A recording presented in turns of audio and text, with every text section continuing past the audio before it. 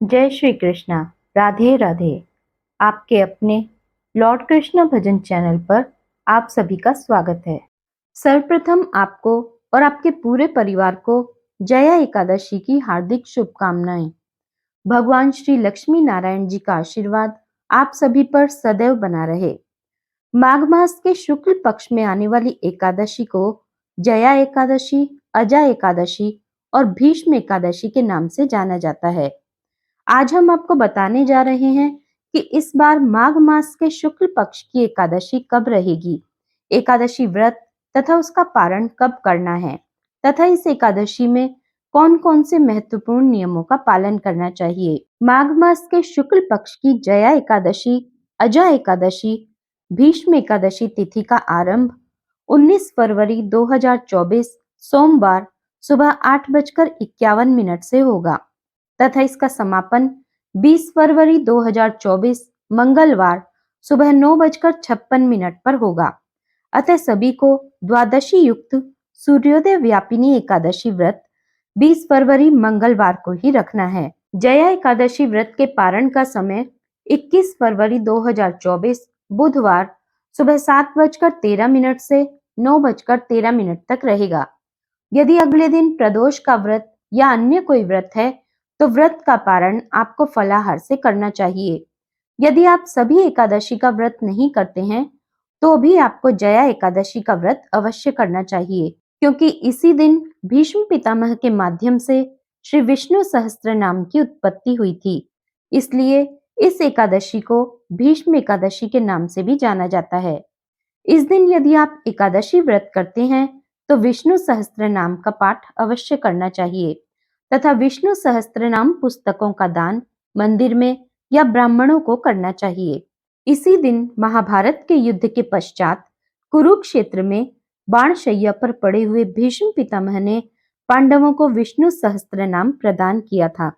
इस दिन विष्णु सहस्त्र नाम का पाठ करना या सुनना अत्यंत शुभ माना जाता है। यदि आप सभी पापों से मुक्ति और मोक्ष प्राप्ति चाहते हैं तो इस दिन विष्णु सहस्त्र नाम का पाठ सुनना या पढ़ना चाहिए। हमारे धर्म ग्रंथों में लिखा है कि भगवान विष्णु का पूजन करना, एकादशी का व्रत रखना, श्रीमद् भगवत गीता जी का पाठ करना, तुलसी जी का पूजन एवं दर्शन करना, ब्राह्मण देवता की सेवा करना, उन्हें दान देना, उन्हें भोजन करवाना, गौ माता की रक्षा व सेवा करना, ये 6 कार्य इस कठिन संसार सागर को पार करने में मुक्तिदायक बताए गए हैं। इसलिए एकादशी व्रत सभी व्रतों में सबसे बड़ा व्रत कहा गया है। एकादशी व्रत भगवान श्री लक्ष्मी नारायण जी का परम प्रिय व्रत है। एकादशी व्रत करने से मनुष्य के कई जन्मों के पाप जड़ से नष्ट हो जाते हैं तथा उनके पुण्यों का उदय होता है। तभी उन्हें सांसारिक तथा भौतिक सुखों की प्राप्ति होती है। जो भी मनुष्य एकादशी व्रत करते हैं उन्हें दशमी से लेकर द्वादशी तक कुछ महत्वपूर्ण नियमों का पालन अवश्य करना चाहिए।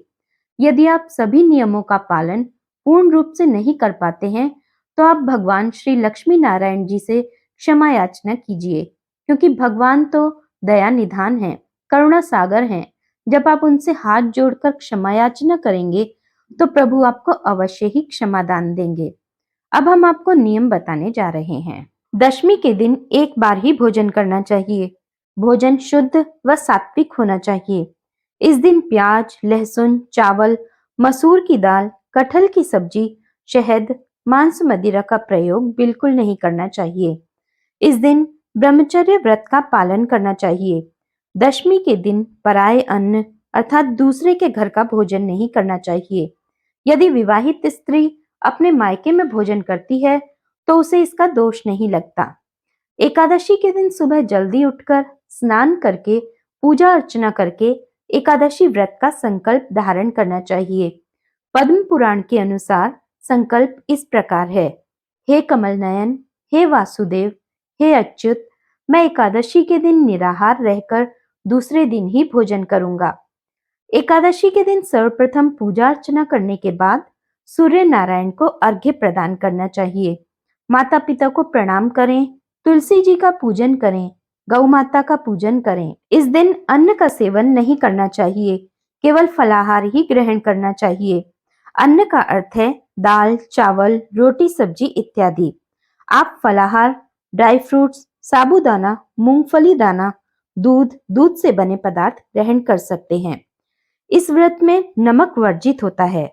एकादशी के दिन झूठ नहीं बोलना चाहिए, क्रोध नहीं करना चाहिए, किसी से वाद विवाद नहीं करना चाहिए।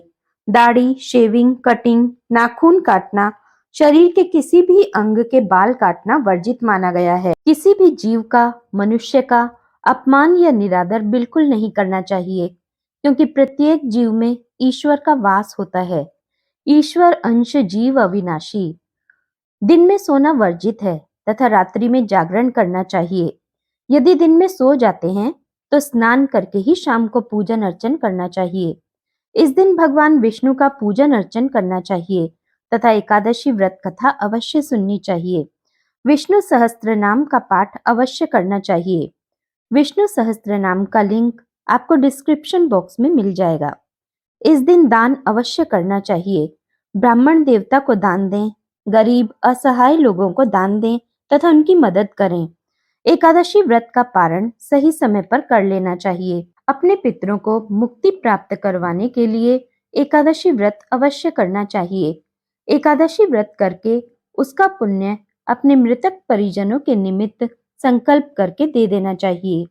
दशमी के दिन रात को सोने से पहले भगवान विष्णु का ओम विष्णवे नमः, ओम विष्णवे नमः, ओम विष्णवे नमः बोलकर स्मरण करना चाहिए। जया एकादशी के दिन सुबह स्नानादि से निवृत्त होकर पूरे घर में गंगा जल छिड़ककर घर को पवित्र करें। फिर भगवान नारायण की पूजा अर्चना करें। पूजा में तुलसी पत्र अवश्य शामिल करें। भगवान को जो भी भोग लगाएं उसमें तुलसी पत्र अवश्य डालें और भगवान को सात्विक चीजों का ही भोग लगाएं। पूजा के पश्चात भगवान के अवतारों की कथा, नाम स्मरण, भजन कीर्तन अवश्य करना चाहिए। द्वादशी के दिन ब्राह्मणों को दान अवश्य करना चाहिए। एकादशी व्रत रखने वाले मनुष्य को इन सभी नियमों का पालन अवश्य करना चाहिए। आज की वीडियो में इतना ही। आगे हम जया एकादशी व्रत कथा लेकर प्रस्तुत होंगे। तब तक के लिए जय श्री कृष्णा, राधे राधे, जय श्रीमन नारायण।